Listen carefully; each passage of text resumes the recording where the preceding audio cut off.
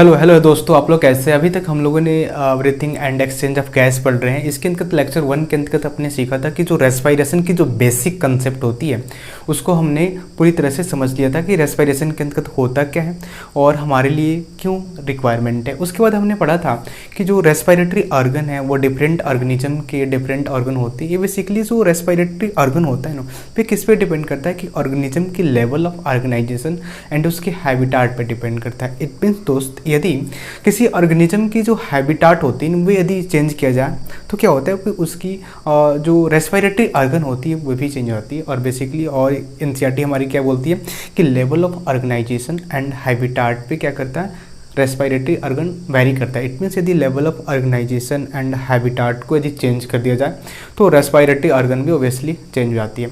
आज अपन बात करने वाले हैं ह्यूमन रेस्पिरेटरी सिस्टम के अंतर्गत। देखिए, जो ह्यूमन रेस्पिरेटरी सिस्टम है इसके अंतर्गत अपन दो तरीके से पढ़ेंगे।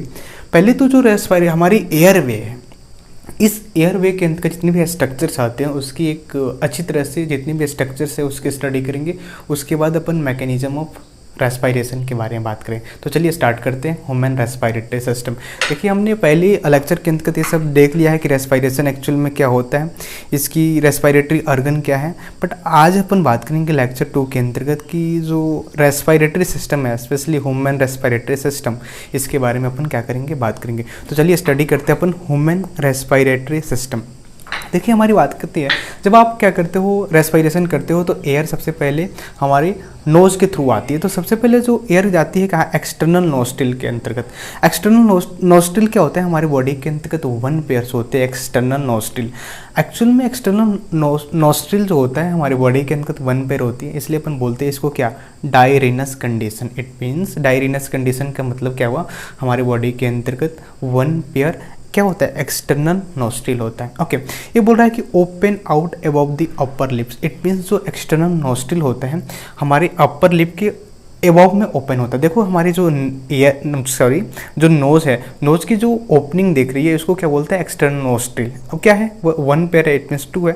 और इसकी जो ओपनिंग होती है, बेसिकली देखो हमारी अपर लिप है, लिप के एबव में क्या है, इसकी ओपनिंग होती है। तो सबसे पहले जो एयर आता है ना, वो क्या होता है, एक्सटर्नल नोस्ट्रिल के थ्रू आपके बॉडी के अंतर्गत पास करता है।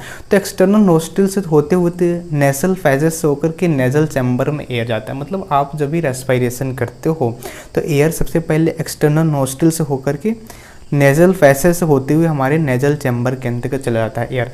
नेजल चैम्बर के बाद क्या होता है, नेजल चैम्बर के बाद एयर कहाँ जाता है, फेरिंग्स। दोस्तों, सबसे पहले एयर कहाँ जाती है, एक्सटर्नल नोस्ट्रिल से होते हुए नेजल फेसेस से होते हुए कहाँ जाती है, नेजल चैम्बर के अंतर्गत जाती है। ओके, नेजल चैम्बर के बाद एयर कहाँ जाता है, फेरिंग्स के अंतर्गत। तो वो फेरिंग्स एक ऐसा जगह है, फेलेस है, जहाँ पे क्या होता है कि फूड और एयर एक दूसरे के साथ मीट करते हैं। तो मतलब हमारी बॉडी के अंदर जो फूड और एयर का जो मिक्सिंग मतलब मीटअप पॉइंट है वो क्या होता है, फेरिंग्स। इसलिए हमें यहाँ पे लिखा हुआ है कि common passage for food and air. हमारी एनसीईआरटी बोलती है कि pharynx is a common passage for food and air. It means यदि आप क्या करते हो, एयर रेस्पिरेशन कर रहे हो तो एयर एक्सटर्नल नोस्ट्रिल से होती हुए नेसल पैसेज से होती हुए नेजल चैम्बर में, नेजल चैम्बर कहाँ ओपन होता है, फेरिंग्स में, फेरिंग्स में ये जाती है। और आप भोजन करते हो तो भोजन जाकर के फेरिंग्स के अंतर्गत क्या करते हैं, मीटअप होती है। मीटअप पॉइंट क्या होती है, फेरिंग्स। तो एक ऑब्जेक्टिव यहाँ से बन सकता है कि जो pharynx is a common passage for food and air. अब एयर कहा जाता है फेरिंग्स। फेरिंग्स क्या है, pharynx open through the larynx region open into the trachea. It means जब एयर फेरिंग्स तक जाती है तो फेरिंग्स के बाद एयर कहाँ जाती है, फेरिंग्स क्या होती है, लैरिंग से होते हुए एयर कहाँ होता है, ट्रैकिया में ओपन हो जाता है। तो उस एयर का हमारे पास पाथवे क्या हुआ, सबसे पहले एक्सटर्नल नोस्ट्रिल, एक्सटर्नल नोस्ट्रिल से क्या जाएगा, नेजल चैम्बर, नेजल चैम्बर से होते हुए कहाँ जाएगा, एयर फेरिंग्स में। Pharynx is a common passage for food and air. Okay, pharynx कहाँ ओपन होता है, pharynx open through the larynx region open into the trachea. Okay, तो ऑब्वियसली बात है कि फेरिंग से एयर लैरिंग से होते हुए ट्रैकिया में चली गई। ओके, अब हम बात करेंगे लैरिंग्स के बारे में। देखो दोस्तों, हमने बात की थी अभी कि हमने ह्यूमन रेस्पिरेटरी सिस्टम को 2 तरीके से स्टडी करेंगे। एक तो पहले जो एयर वे है, एयर वे के अंत के जितने भी रेस्पिरेटरी पाथवे है, स्ट्रक्चर है, उस स्ट्रक्चर्स की अपन क्या करेंगे, डेफली स्टडी करेंगे। तो ओके, तो सबसे पहले बात करेंगे लैरिंग्स। लैरिंग्स एक्चुअल में क्या होता है दोस्तों, लैरिंग्स जो होता है ना, लैरिंग्स एक क्या है, एक कार्टिलेजिनस बॉक्स बोला जाता है लैरिंग्स को कार्टिलेजिनस बॉक्स इसलिए बोला जाता है क्योंकि ये कार्टिलेज की बनी होती है। ओके, अब इसका जो मेन फंक्शन क्या होता है, क्या, help in sound productions. It means जो आपके अंतर्गत लैरिंग्स है लैरिंग्स का मेन फंक्शन क्या है? Help in sound production.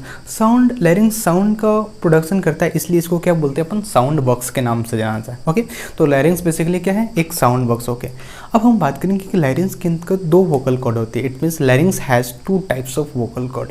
Actual में लैरिंग्स के अंदर जो 2 टाइप्स ऑफ वोकल कॉर्ड होती है, एक को बोलते हैं क्या? True vocal cord. दूसरे को क्या बोलते हैं भाई साहब? दूसरे को क्या बोलते हैं? False vocal cord. ओके, तो लैरिंग्स के अंदर का जो वोकल कॉर्ड है बेसिकली वो 2 टाइप्स को होती है। एक को बोलते हैं ट्रू वोकल कॉर्ड, दूसरे को क्या बोलते हैं? False vocal cord.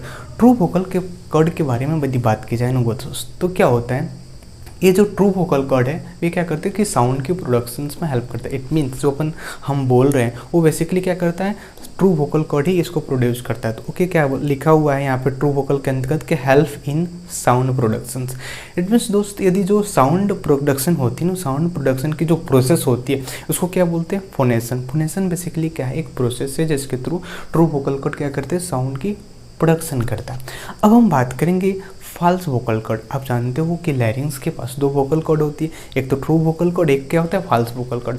जो ट्रू वोकल कॉर्ड क्या होता है कि हेल्प इन साउंड प्रोडक्शन में हेल्प करता है। और फॉल्स वोकल कॉर्ड क्या होता है? हेल्प इन मॉइस्चराइजेशन एंड क्या करता है? ट्रू वोकल कॉर्ड को क्या करता है? मॉइस्चराइजेशन प्रोवाइड करता है। जैसे कि आप देखते होगे कि कोई भी व्यक्ति जब ज़्यादा बोलते हैं ना तो वे पानी पीने लगते हैं। क्यों?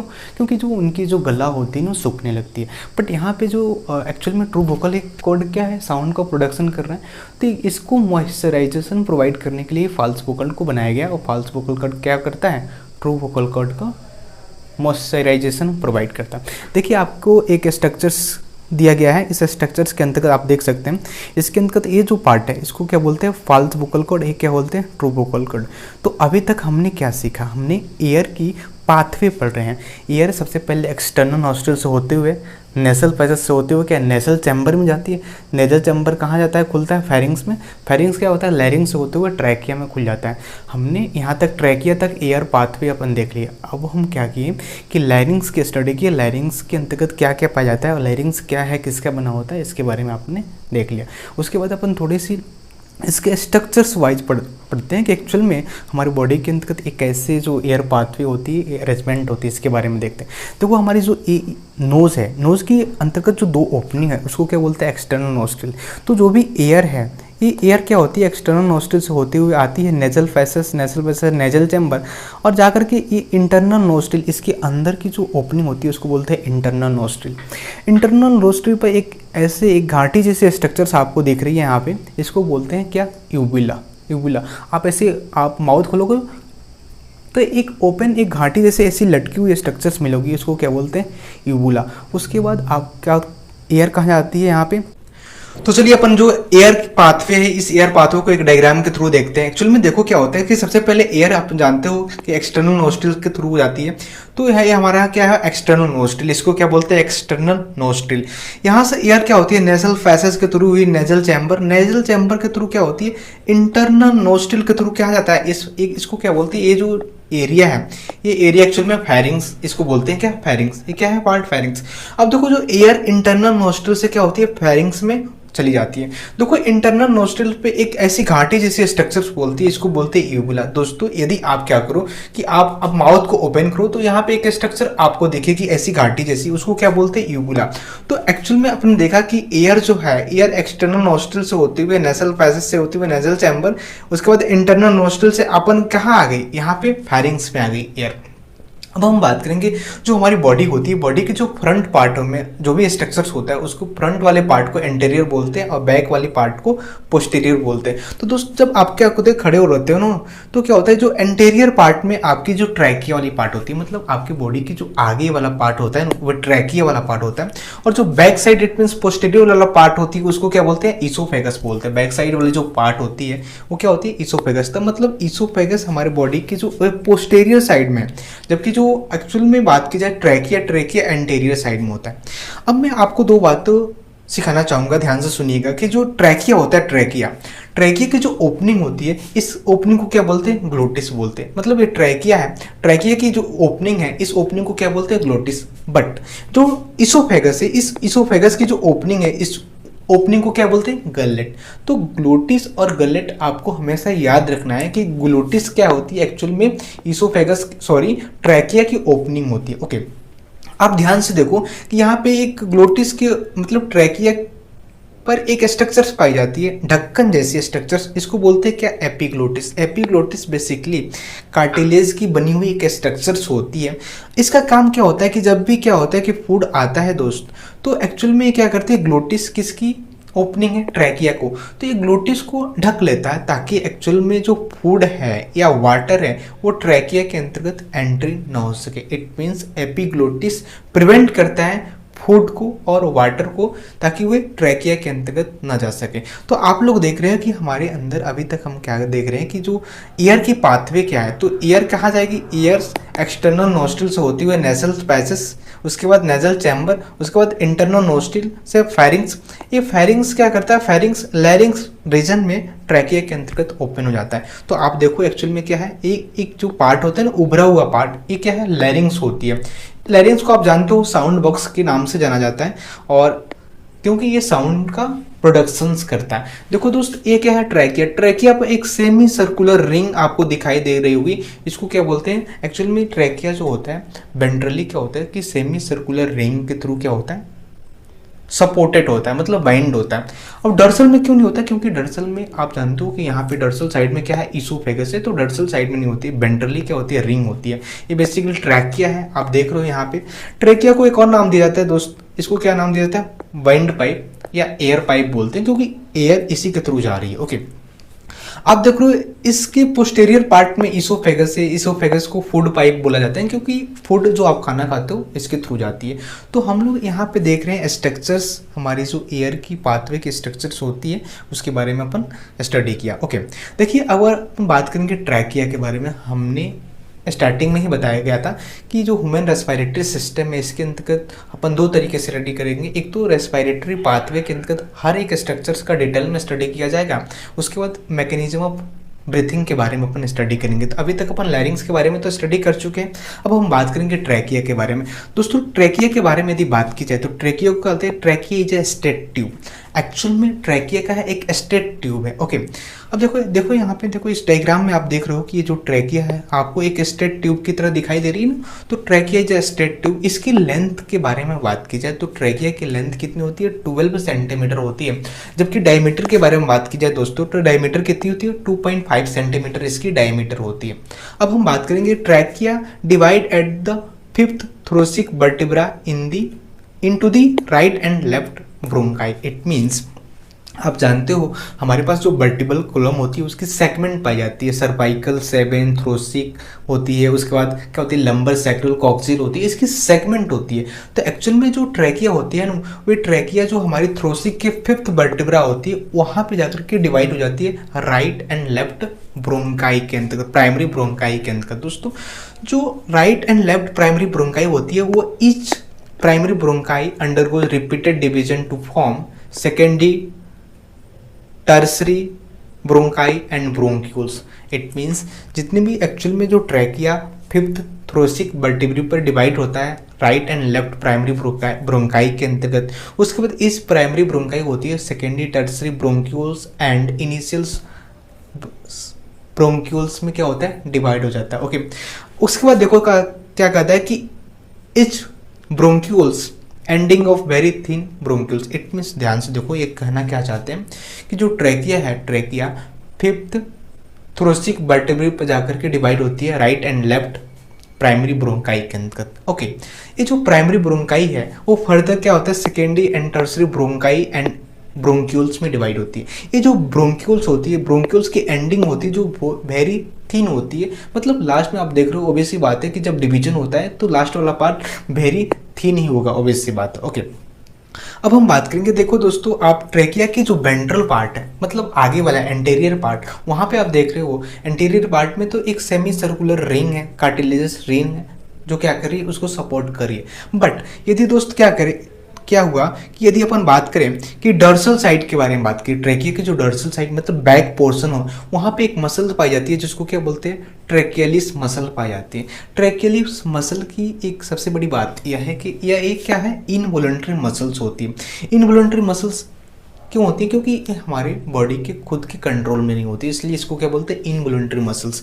बट एक्चुअल में जो इनवॉलंटरी मसल्स है इसका काम क्या होता है? Forcible breathing and dilate the trachea. It means जो ट्रैकिया के डोर्सल साइड में जो मसल्स होती है, ट्रैकेलिस मसल्स, जो इनवॉलंटरी होती है, एंड इसका मेन फंक्शन दोस्त क्या है? Forcible breathing and dilate the trachea. Okay, trachea को डायलेट करती है। उसके बाद अपन बात करेंगे, ध्यान से देखो, हमने देखा था कि जो ट्रैकिया लास्ट डिवाइड होते होते टर्मिनल मतलब क्या, ब्रोंक्यूल्स, वेरी थिन ब्रोंक्यूल्स का निर्माण कर रही थी।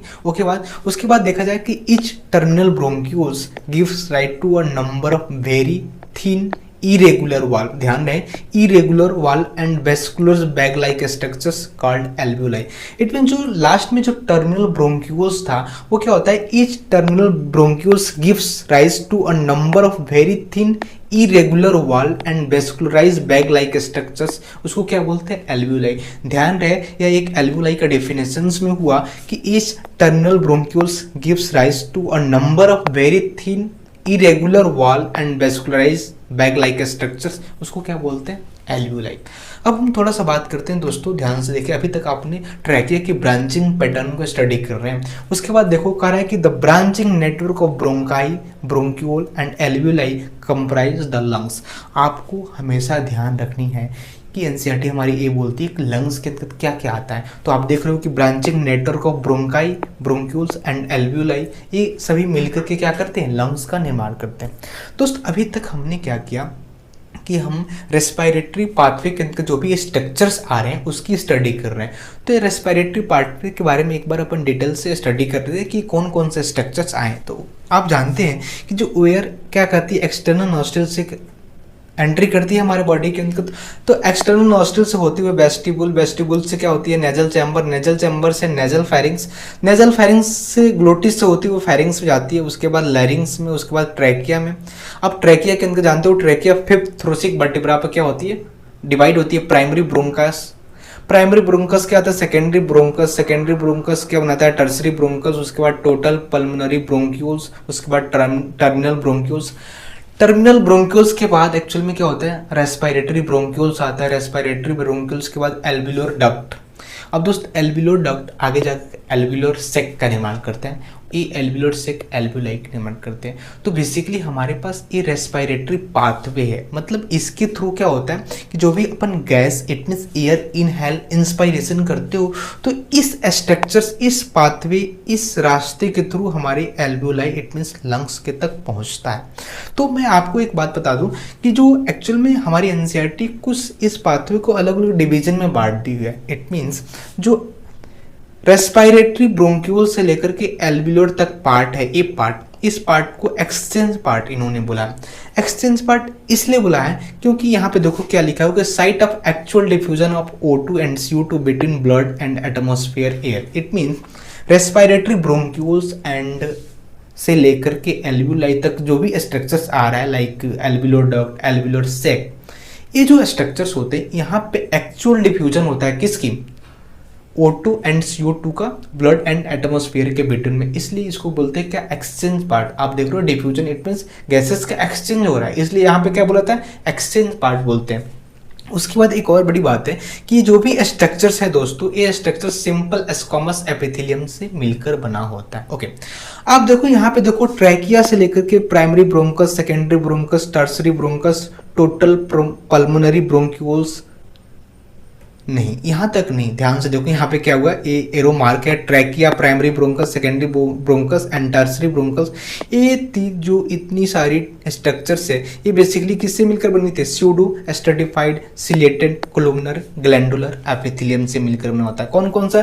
ट्रैकिया है, प्राइमरी ब्रोंकस है, सेकेंडरी ब्रोंकस है, टर्सरी ब्रोंकस है। ये चार जो स्ट्रक्चर्स होते हैं वे किससे मिलकर बने होते हैं? Pseudo stratified chelated columnar glandular epithelium से मिलकर बना होता है। ओके, उसके बाद यदि बात करें दोस्तों कि एक्सटर्नल नोस्ट्रिल से लेकर के टर्मिनल ब्रोंक्यूल्स तक की जो पार्ट होती है इसको बोलते हैं कंडक्टिंग जोन।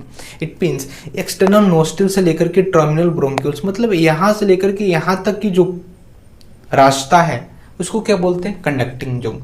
दोस्तों कंडक्टिंग जोन जो होता है इसका एक बड़ी इंपॉर्टेंट काम है दोस्तों। सबसे पहले काम यह है कि जो भी आप एयर इनहेल करते हो इंस्पायरेशन के थ्रू, उसके अंदर एयर के अंदर बहुत सारे डस्ट पार्टिकल होते हैं। इस डस्ट पार्टिकल को सबसे पहले रिमूव करते हैं, जो भी फॉरेन पार्टिकल्स होते हैं इसको क्या करते हैं, रिमूव करते हैं, ताकि ये फॉरेन पार्टिकल हमारे लंग्स तक पहुँच ना पाए, पहली बात।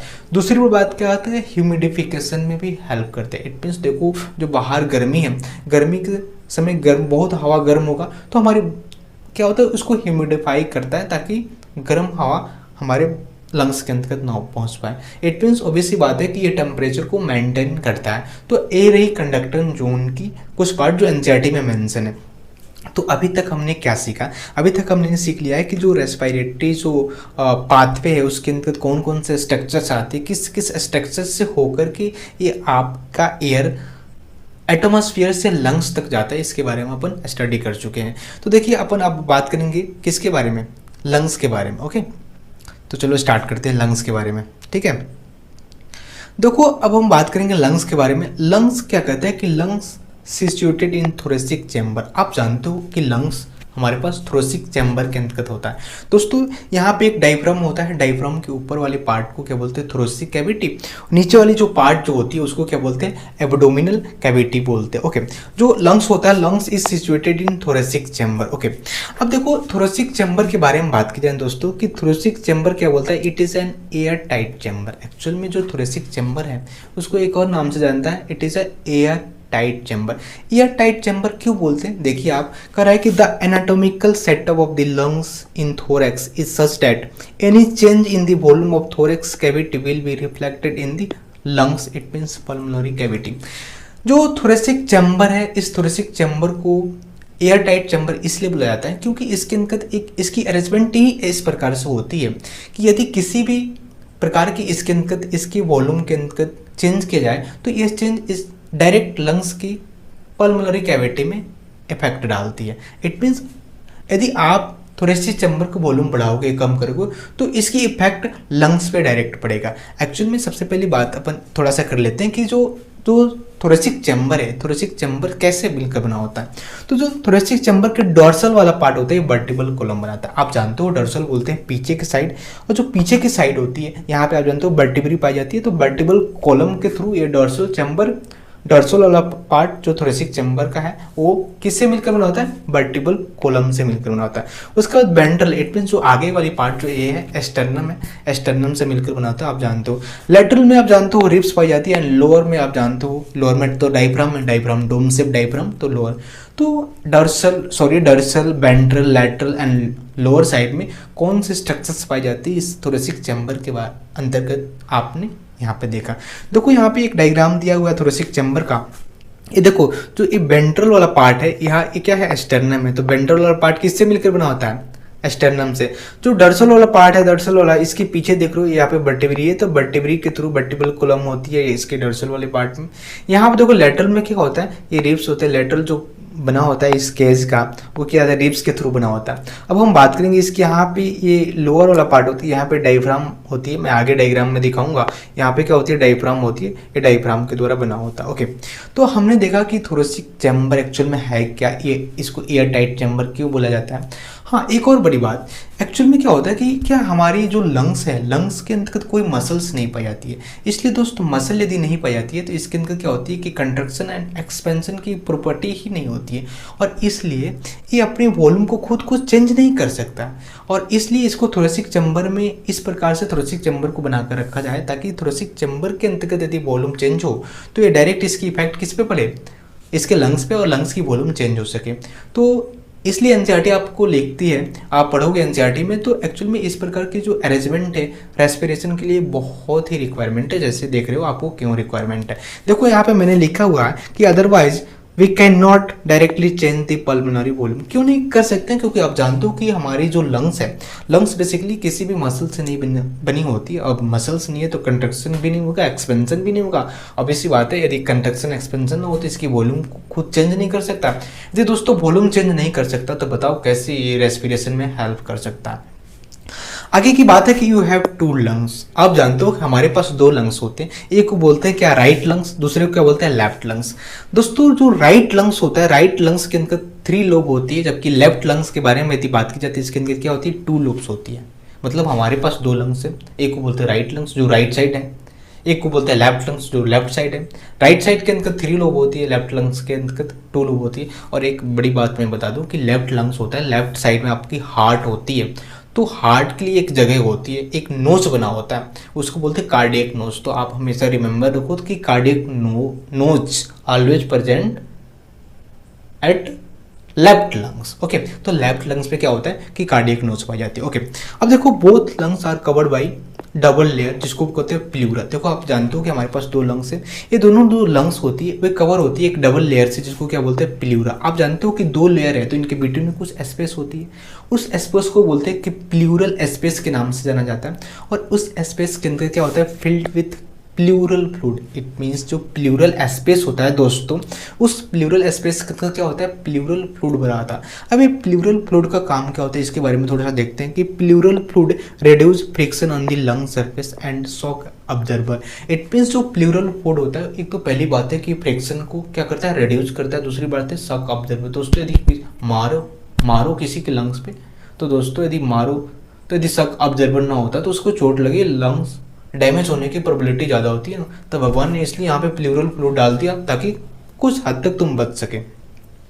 दोस्तों अभी हमने आपको बताया कि जो लंग्स होता है एक डबल लेयर से घिरा होता है। ओके, तो जो पहला लेयर होती है outer layer contact with thoracic lining. ये तो कॉमन सेंस की बात है कि लंग्स है, लंग्स के चारों ओर डबल लेयर है, तो सबसे बाहर वाला लेयर होता है वो थोरेसिक चैम्बर से कनेक्ट होगा, ये तो ओबवियस सी बात है। जो इनर वाली लेयर है inner membrane connect with lung surface. आप जानते हो कि इनर वाले बात लंग्स के अंतर्गत ही लंग से ही कनेक्ट होगी। ओके, आगे अपन बात करते हैं, एक नोट लिखा हुआ कि mammalian lungs without muscles so self contraction and relaxation is not possible. मैं आपको पहले ही बता चुका हूँ कि मैमेलियन लंग्स होती है तो इसके अंदर कोई भी मसल्स नहीं पाई जाती है। यदि दोस्तों यदि मसल्स ना हो तो कंट्रैक्ट भी नहीं करेगा और एक्सपेंशन भी नहीं करेगा, और इसलिए सेल्फ क्या करते हैं उसके वॉल्यूम के अंदर चेंज नहीं होती है, इसलिए थोरेसिक चैम्बर के अंदर रखा हुआ है ताकि थोरेसिक चैम्बर के अंदर यदि आप कुछ भी चेंज करो तो यह चेंज इसके डायरेक्ट क्या हो, डायरेक्ट किस पे हो भाई, इसकी वॉल्यूम चेंज कर सकते, किसकी वॉल्यूम, पल्मोनरी वॉल्यूम। ओके दोस्तों, आज अपन बात करेंगे लंग्स के बारे में। तो पढ़ लिया एनसीईआरटी में जितना दिया उससे ज़्यादा पढ़ रहे हैं, तो लंग्स के अंदर पढ़ लिया। तो अब उसके अंदर लंग्स के अंतर्गत अपन एल्वियोलाई के बारे में बात करते हैं। तो दोस्तों अगर हम बात करें एल्वियोलाई के अंदर, तो alveoli is structurals and functional unit बोला जाता है। एल्वियोलाई स्ट्रक्चरल्स और फंक्शनल यूनिट है लंग्स की, कोई बात नहीं। ओके, उसके बाद अपन बात करें कि alveoli has 2 types of cell जिसको न्यूमोसाइट सेल बोलते हैं। इट मीन्स जो एल्वियोलाई की जो सेल्स है दोस्तों उसको क्या बोलते हैं अपन, न्यूमोसाइट सेल बोलते हैं। एल्वियोलाई की जो सेल है उसको क्या बोलते हैं, न्यूमोसाइट सेल बोलते हैं। अब ये न्यूमोसाइट 2 टाइप की होती है, एक न्यूमोसाइट 1 एंड न्यूमोसाइट 2। दोस्तों यदि बात की जाए न्यूमोसाइट 1 के बारे में, तो न्यूमोसाइट जो 1 होती है help in gases exchange. It means आप जानते हो कि फर्स्ट और actual diffusion of gases between blood and atmosphere occur at alveoli. तो एल्वियोलाई के अंदर जो डिफ्यूजन होती है वो बेसिकली वो क्या होती है, न्यूमोसाइट 1 सेल करता है। अब रही बात की न्यूमोसाइट 2, न्यूमोसाइट 2 के बारे में यदि दोस्तों बात की जाए तो ये क्या होती है, एक लेसिथिन नाम का फास्फोलिपिड सेक्रेट करती है, और ये क्या करता है, एक्ट एज अ सर्फेक्टेंट काम करता है। मतलब जो लेसिथिन है वो क्या करता है, सर्फेक्टेंट की तरह काम करता है। दोस्तों इसका काम क्या है, reduce surface tension of the alveoli. It means alveoli के अंदर जो क्या होता है कि सरफेस टेंशन होता है उसको रिड्यूस करता है, कौन सा, लेसिथिन, जो एक सर्फेक्टेंट की तरह काम करता है।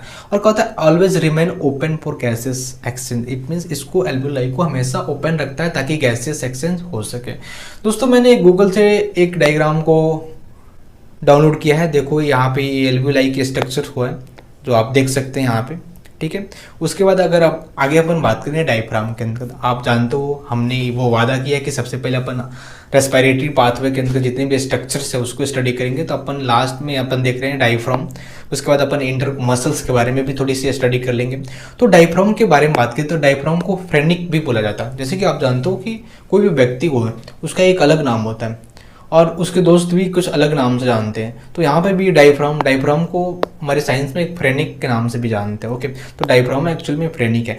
डायफ्राम आप जानते हो एक मस्कुलर स्ट्रक्चर्स होती है जो रेडियल मसल से बना होता है। तो डायफ्राम क्या है, मस्कुलर स्ट्रक्चर है, ये कोई नई बात नहीं। ओके, कहते हैं diaphragm separate thoracic cavity and abdominal cavity. मैं आपको पहले ही बता चुका हूँ कि हमारे यहाँ पे देखो, यहाँ पे एक डायफ्राम होता है, ये डायफ्राम के ऊपर वाला जो पार्ट होता है उसको क्या बोलते हैं, थोरेसिक कैविटी, नीचे वाली पार्ट को क्या बोलते हैं, abdominal cavity. Okay, diaphragm actual में डायफ्राम फ्रेनिक, डायफ्राम को फ्रेनिक बोलते हैं, कोई बात नहीं। डायफ्राम का काम क्या है इसके बारे में अपन थोड़ा सा चर्चा कर लेते हैं। जो इसका काम क्या है, पहले क्या है, रेस्पायरेशन। आप जानते हो कि रेस्पायरेशन में हेल्प करता है, इसके बिना रेस्पायरेशन ही नहीं हो सकती भाई साहब। एक तो पार्चुरेशन, दोस्तों एक्चुअल में बेबी के डिलीवरी टाइम में ये बहुत ही मदद करता है, ताकि ये नीचे एक धक्का मार सके, ताकि आसानी से बेबी की बर्थ हो जाती है। ओके, उसके बाद मेचुरेशन एंड डिफिकेशन। दोस्तों मेचुरेशन में भी हेल्प करता है ये डायफ्राम, डिफिकेशन में भी हेल्प करता है। दोस्तों यदि एक्चुअल में कैसे आपको पता लगेगा डिफिकेशन, डायफ्राम हेल्प करता है डिफिकेशन में, तो दोस्तों वैसे व्यक्ति से पूछो जिनको क्या हो कंस्टिपेशन है, उनको पता लगेगा कि कैसे डायफ्राम की मदद करते हैं डिफिकेशन के लिए। ओके, तो आप जान सकते हो। अब हम थोड़ी सी बात करते हैं कि डायफ्राम, डायफ्राम क्या होता है। During contraction of diaphragm become dome shape and increase thoracic volume anterior posterior axis। ये कहना क्या चाहता है कि डायफ्राम की यदि कंट्रैक्शन होती है ना दोस्तों, तो ये डोम शेप हो जाता है, और एक्चुअल में जो थोरेसिक वॉल्यूम है उसको एंटीरियर पोस्टीरियर डायरेक्शन में इंक्रीज करता है। ओके, तो ये रही डायफ्राम। डायफ्राम का हमने एक डायग्राम लिया है, देखो हमारे पास एक तो ऊपर वाला लंग्स है, ये जो मसल्स आपको दिख रही है यहाँ पे, ये क्या है बेसिकली, जो दिख रही है यहाँ पे, ये क्या है, डायफ्राम है। ओके, तो हमने डायफ्राम के बारे में पूरी जानकारी ले चुकी है, एनसीईआरटी से कई गुना जानकारी ली है। दोस्तों मैं आपको वादा करता हूँ कि यदि आप ये लेक्चर लेकर के एनसीईआरटी को पढ़ेगो तो आपको कुछ ऐसा नया मिलेगा ही नहीं ताकि एनसीईआरटी में मेंशन हो। हम हर एक लाइन को यहाँ पे कवर करें दोस्तों, तो ध्यान से पढ़ें। ओके, उसके बाद अपन बात करेंगे इंटरकोस्टल मसल के बारे में। दोस्तों इंटरकोस्टल मसल के बारे में स्टडी करते समय आप देखो यहाँ पे हमने ये रिब केस है, यहाँ पे दो रिब्स के बारे में अपन चर्चा करते हैं। दो रिब्स है, दो रिब्स के बीच में कुछ आपको जगह दिख रही होगी, इस जगह को बोलते हैं इंटरकोस्टल स्पेस। इट मीन्स दो रिब्स के बीच में जो आपको ये जगह दिख रही है इसको क्या बोलते हैं, इंटरकोस्टल स्पेस दोस्त। ओके, और इसके अंदर जो मसल्स होती है ना भाई साहब, उसको बोलते हैं क्या, intercostal muscle. It means intercostal muscle between intercostal space, मतलब जो इंटरकोस्टल मसल्स होती है वो इंटरकोस्टल स्पेस में होती है। दोस्तों मैं आपको बताऊं कि इंटरकोस्टल मसल हमारे बॉडी के अंदर दो टाइप की होती है। एक होती है external intercostal muscle, it means EICM लिखा जाता है। एक होता है internal intercostal muscle, it means IICM बोला जाता है। अब हम बात करेंगे, देखो दोस्तों एक्चुअल में इंटरकोस्टल मसल कैसे होती है। देखो ये रिब्स है और एक का ये मान लो मसल्स है, तो एक इस साइड से अपर साइड से मतलब डर्सल साइड से मान लो, एक वेंट्रल साइड से ऐसे अटैचमेंट होती है।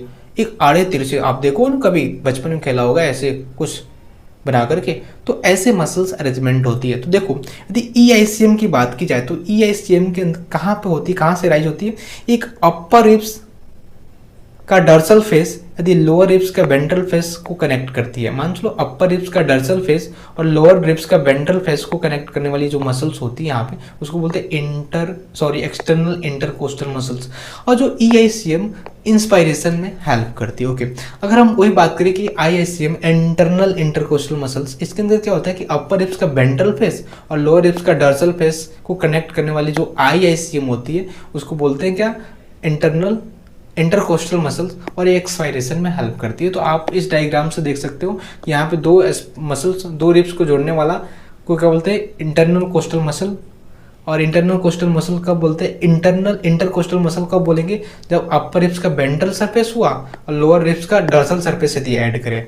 और वही EICM कब बोलोगे कि अपर रिब्स का डर्सल फेस और लोअर रिब्स का वेंट्रल फेस को यदि ज्वाइन कर रही है मसल्स को, उसको बोलते क्या, EICM। ओके, हम थोड़ी सी बात करते हैं दोस्तों कि contractions of EICM। It means यदि एक्चुअल में एक्सटर्नल इंटरकोस्टल मसल्स के अंदर यदि कंट्रैक्शन हो जाए दोस्तों, एक्सटर्नल इंटरकोस्टल मसल के अंदर दोस्तों यदि कंट्रैक्शन होती है तो क्या होती है, external move outward, ribs move upward. It means जो एस्टर्नम होती है वो आउटवर्ड मूव करती है, रिब्स क्या होती है, अपवर्ड मूव करती है। इट मीन्स यदि EICM के अंदर दोस्तों यदि कंट्रैक्शन हो रहा है तो एस्टर्नम क्या होती है, आउटवर्ड मूव करती है, और रिब्स क्या होती है, अपवर्ड मूव करती है। एंड इसकी मूवमेंट मूवमेंट के कारण हमारी थोरेसिक वॉल्यूम बढ़ जाता है, थोरेसिक कैविटी की वॉल्यूम बढ़ जाती है। बट डायरेक्शन क्या होती है, डॉर्सोवेंट्रली डायरेक्शन होती है। तो आप देखते हो कि आप डायफ्राम के अंदर यदि कंट्रैक्शन कराओगे तो थोरेसिक कैविटी की वॉल्यूम बढ़ती है, बट एंटीरियर पोस्टीरियर डायरेक्शन में बढ़ती है। वही यदि मैं बात करूँ कि कंट्रैक्शन ऑफ EICM हो जाए तो ये डॉर्सोवेंट्रल एक्सिस के अकॉर्डिंग इसकी वॉल्यूम बढ़ती है। ओके, इसके बिटवीन में जो स्पेस होता है उसको क्या बोलते हैं, इंटरकोस्टल स्पेस। और इसके अंदर जो मसल्स होते हैं ना दोस्तों, उसको क्या बोलते हैं, इंटरकोस्टल मसल्स। आप ध्यान रखो इस दोनों रिब्स के बिटवीन में, देखो इनके बिटवीन में जो स्पेस है, इस स्पेस को क्या बोला जाता है, इंटरकोस्टल स्पेस। एंड इस स्पेस के बिटवीन में जो मसल्स पाई जाती है उसको क्या बोलते हैं, इंटरकोस्टल मसल्स। इंटरकोस्टल मसल्स कहाँ पाई जाती है, बेसिकली इंटरकोस्टल स्पेस में पाई जाती है। देखो दोस्तों, ये हमारे जो इंटरकोस्टल मसल्स होते हैं वो स्पेशली दो टाइप्स के होते हैं। एक को बोलते हैं EICM, एक्सटर्नल इंटरकोस्टल मसल। एक होता है क्या, इंटरनल इंटरकोस्टल मसल। तो हमारे पास दो टाइप्स की मसल्स है, एक को बोलते हैं एक्सटर्नल इंटरकोस्टल मसल्स, दूसरे को क्या बोलते हैं, इंटरनल इंटरकोस्टल मसल्स।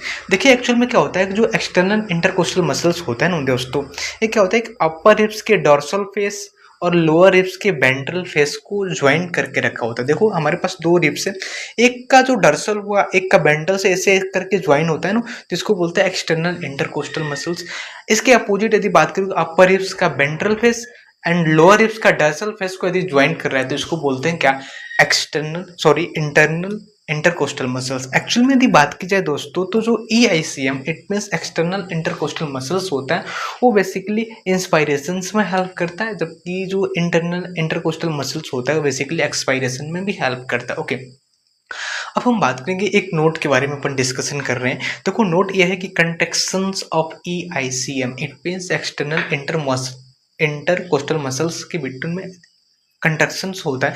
तो ये कंट्रक्शन से क्या होता है कि sternum moves outward it means and ribs moves upward it means. यदि EICM के अंदर कंट्रक्शन होता है तो एक्चुअल में जो स्टर्नम होता है ना आउटवर्ड होता है, और जो रिब्स होता है ना वो क्या होती है, अपवर्ड। एक्चुअल में जो रिब्स क्या होती है, अपवर्ड जाती है, एंड जो स्टर्नम होता है ना क्या होता है, आउटवर्ड जाता है। तो एक्चुअल में इस प्रकार से रिब्स एंड स्टर्नम की जो मूवमेंट से क्या होती है, जो थोरेसिक कैविटी की वॉल्यूम बढ़ जाती है। और एक वॉल्यूम कैसी होती है, डॉर्सोवेंट्रली क्या होती है, वॉल्यूम बढ़ती है। तो आपने वहाँ पे देखा होगा कि जो डायफ्राम के अंदर यदि कंट्रक्शन होता है तो उसको क्या करता है, थोरेसिक कैविटी की जो वॉल्यूम होती है उसको एंटीरियर पोस्टीरियर डायरेक्शंस में बढ़ा देता है। जबकि इसके अंदर यदि कंट्रक्शन होती है तो क्या होती है कि sternum outward and ribs upward movement के कारण जो थोरेसिक वॉल्यूम होती है, थोरेसिक वॉल्यूम को डॉर्सोवेंट्रल डायरेक्शंस में क्या करता है, इसकी वॉल्यूम को इंक्रीज कर देता है। तो दोस्तों मैं स्टार्टिंग के अंतर्गत ही बताया गया था कि जो एक्चुअल में जो हमने इस second lecture human respiratory system जो पढ़ रहे हैं, सेकंड लेक्चर के अंतर्गत हमने बताया था कि सबसे पहले एयरवे के अंदर जितने भी आने वाले स्ट्रक्चर्स है इसके स्ट्रक्चर्स के बारे में स्टडी करेंगे, उसके बाद अपन मैकेनिज्म ऑफ एक्शंस के बारे में बात करेंगे। तो यहाँ पे क्या हुआ कि हमने जितनी भी स्ट्रक्चर्स है एक्सटर्नल नोस्ट्रल से लेकर के diaphragm, intercostal muscles, alveoli, trachea, लैरिंग्स वगैरह वगैरह जितने भी है उसके बारे में अपन ने स्टडी किया। NCERT के अंतर्गत जितना दिया उससे भी ज़्यादा। आप इतना पढ़ के भी NCERT पढ़ते हो तो आपको हवा लगेगा, उसमें कोई भी एक ऐसा पॉइंट भी नहीं बचेगा जहाँ पे मैं इसको उस पर ध्यान नहीं दिया हूँ। तो चलिए आपके सामने एक बार का फिर से NCERT पढ़ते हैं।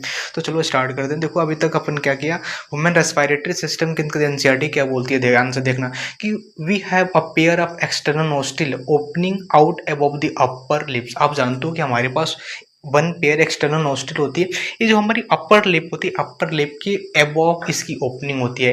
It's lead to nasal chamber through nasal passage. हमने आपको पहले बता दिया था। यहाँ पे ध्यान से देखो, यहाँ पे देखो, यहाँ पे देखो, हाँ यहाँ पे ये एक्सटर्नल नोस्ट्रिल क्या होता है, एक्सटर्नल नोस्ट्रिल नेसल पैसेज के थ्रू क्या होता है, नेजल चैम्बर में एंट्री करती है। ओके, तो NCERT भी वही लिख रहा है भाई साहब। तो NCERT की एक एक लाइन को भी अपन ने क्या किया है, एक्सप्लेन किया है। तो ध्यान से पढ़ें। और देखो इसके बाद क्या है कि the nasal chamber open into the pharynx. आप जानते हो कि नेजल चैम्बर आगे जाकर के फेरिंग्स में ओपन हो जाता है। और फेरिंग्स क्या होता है, a pharynx a portion of which is the common passes for food and air. Actual में फेरिंग्स क्या है, एक कॉमन पोर्शन है जिसके अंदर क्या होता है, फूड एंड एयर आकर के मीटअप करते हैं, आप जानते हो। उसके बाद बोल रहा है कि the pharynx open through the larynx region into the trachea. आप जानते हो एक्चुअल में लैरिंग्स क्या होता है कि लैरिंग्स रीजन में ट्रैकिया में ओपन हो जाता है। ट्रैकिया के जो लैरिंग्स पार्ट होता है, लैरिंग्स में क्या होता है, फेरिंग्स ओपन होता है। आप जानते हो लैरिंग्स ट्रैकिया रीजन में पाया जाता है। ओके, कहते हैं कि लैरिंग्स is a cartilaginous box which help in sound production. आप जानते हो कि लैरिंग्स एक्चुअल में क्या होता है, एक कार्टिलेजिनस बॉक्स है। वो क्या करता है दोस्तों, एक साउंड प्रोडक्शन में हेल्प करता है, इसलिए इसको क्या बोलते हैं, साउंड बॉक्स बोलते हैं। ओके, अब देखो इसके अंदर क्या होता है कि during swelling glottis can be covered by the thin elastic cartilaginous flap called epiglottis to prevent the entry of food into the larynx. आप जानते हो जब भोजन करते हो तो एक्चुअल में जो ग्लोटिस है, ट्रैकिया की जो ओपनिंग है, उसको ग्लोटिस बोलते हैं।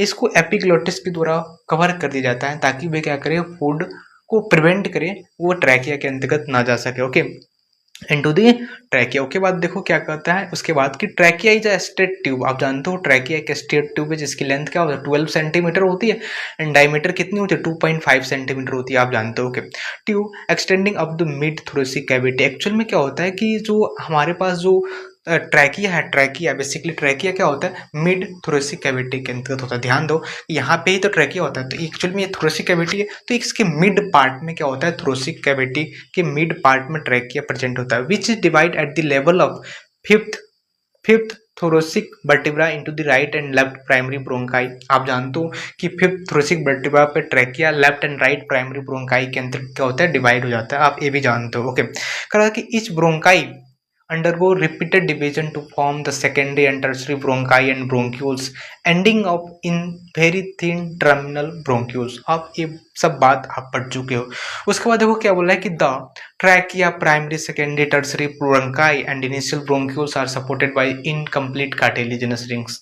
ये भी आप जानते हो कि ट्रैकिया हुआ, primary secondary tertiary and initial bronchioles are covered या supported by incomplete cartilaginous ring. आप जानते हो। ओके, कहता है कि each terminal bronchioles give rise to number of very thin irregular wall. ध्यान दे बच्चा, एल्वुलाई की जो वॉल होती है वो इरेगुलर होती है, irregular wall and vascularise bag like structure. ध्यान रहे, vascular bag like structures called alveoli. Okay, alveoli का स्पेशली डेफिनेशन भी हो गया एनसीईआरटी के अकॉर्डिंग। ओके, उसके बाद कहा है कि the branching network of bronchi, bronchioles and alveoli comprise the lungs. आप देखो लंग्स के अंदर क्या होता है कि branching network of bronchi, bronchioles and alveoli तीनों मिलकर के क्या बनाते हैं, लंग्स का निर्माण करते हैं। आप जानते हो। उसके बाद देखो क्या बोला है कि we have two lungs which are covered by double layer of pleura with pleural fluid between them. आप जानते हो हमारे पास क्या होती है, दो लंग्स होती है, एक बोलते हैं राइट लंग्स, लेफ्ट लंग्स। ये प्लूर डबल लेयर से कवर्ड होती है, उसको प्लूरा बोलते हैं। इनके बिटवीन की जो स्पेस होती है उसको बोलते हैं प्लूरल स्पेस, जिसके अंदर प्लूरल फ्लूइड पाया जाता है। ये फ्रिक्शन को रिड्यूस करते हैं एंड शॉक ऑब्जर्वर होते हैं। इतनी सारी बात आप जानते हो। ये भी लिख रहा है कि it reduce friction on the lung surface. Okay, आप जानते हो कि the outer pleural membrane is in close connect with the thoracic lining where the inner pleural membrane is in connect with the lung surface। ये तो common sense की बात है, आप जानते ही हो। ओके, उसके बाद क्या बोला है कि the part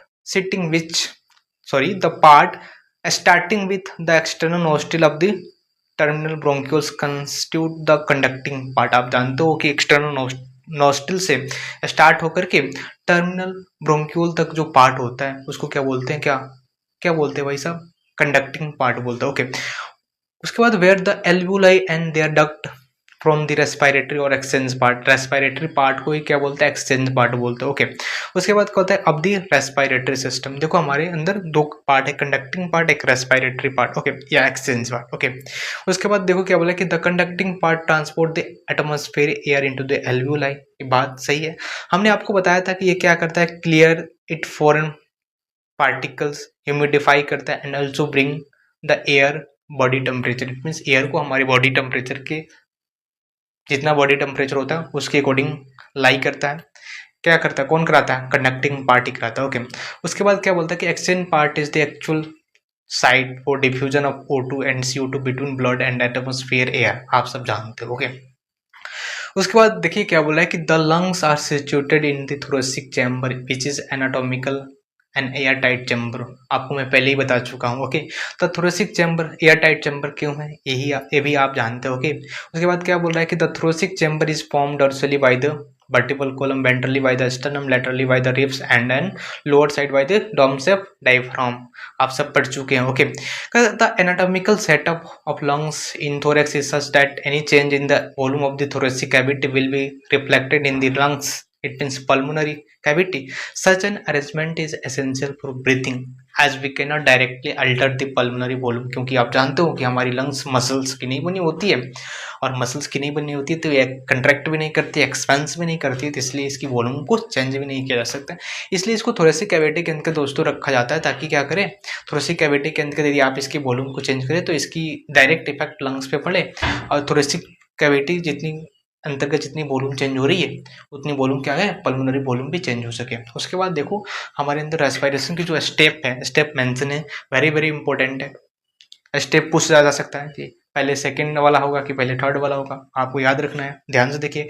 ब्रीथिंग और pulmonary ventilation by which atmospheric air is draw in and CO2 rich alveolar air is release out.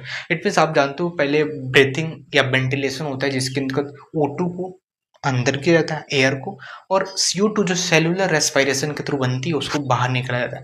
Lecture first के अंतर्गत आपको मैं बता दिया हूँ। उसके बाद क्या होता है, diffusion of gas O2 and CO2 across alveolar membrane. देखो दोस्तों यदि आपने एयर को लिया तो एल्वुलाई तक गया, एल्वुलाई तक यहाँ पे एल्वुलाई तक जहाँ गया तो मान लो ये क्या हुआ दोस्तों, ये एल्वियोलाई हुआ, तो एल्वियोलाई पर मैं पहले ही आपको लेक्चर 1 के अंदर बता चुका हूँ। तो यहाँ पे एंडोथेलियम लगी होती है, ब्लड कैपिलरी, यहाँ पे O2 अंदर जाता है, CO2 बाहर होता है, तो यहाँ पे डिफ्यूजन होता है। तो सेकंड नंबर में क्या होता है भाई साहब, diffusion of gas O2 and CO2 cross alveolar membrane, आप जानते हो। उसके बाद क्या होता है कि यहाँ पे डिफ्यूजन होता है, तो वहाँ पे इस एयर को ऑक्सीजनेटेड ऑक्सीजन को टिश्यू के पास तक ले जाया जाता है, तो यहाँ पे ट्रांसपोर्ट किया जाता है। उसके बाद क्या होता है, transport of gas by blood, okay, तो ट्रांसपोर्ट होकर के कहा जाता है टिश्यू के पास चला जाता है, ओके। उसके बाद क्या होता है, diffusion of O2 and CO2 between blood and tissue. जब आप एक्चुअली में ब्लड के थ्रू ऑक्सीजन को टिश्यू के पास ले जाते हो तो यहाँ पे भी डिफ्यूजन होती है, डिफ्यूजन के थ्रू ऑक्सीजन टिश्यू के अंदर जाता है, तो ये फोर्थ स्टेप हो जाता है। अब एक्चुअल में दोस्तों यदि टिश्यू के पास क्या हुआ, ऑक्सीजन चला गया है, तो भाई साहब आप जानते हो वहाँ पे सेल्यूलर रेस्पिरेशन, वहाँ पे तो ग्लूकोज बैठा हुआ है, ग्लूकोज का ब्रेकडाउन होता है, इनडायरेक्ट ब्रेकडाउन, आपने याद रखना है, इनडायरेक्ट ब्रेकडाउन होता है। तो क्या बोल रहा है कि utilization of O2 by the cell for catabolism, catabolic reaction and result the release of CO2, it mean cellular respiration and detail in chapter 2।